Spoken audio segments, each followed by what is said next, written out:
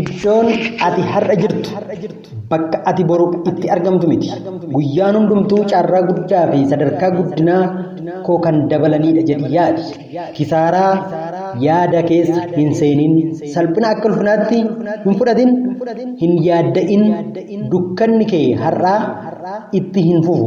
Namoonni abdii si kutachiisan baay'ee ta'uu danda'u. Ati garuu yoomillee ofii keetiif ilaalcha gaarii qabaadhu. Harka hin kennin. Ija hin laafin.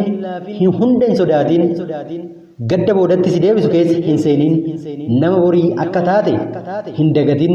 Guyyaan borii ulfina baatee si eegaa jira. Ati nama abdii kutatee lafa har'a jirutti hafuu hin dandeenye akka taate hubadhu.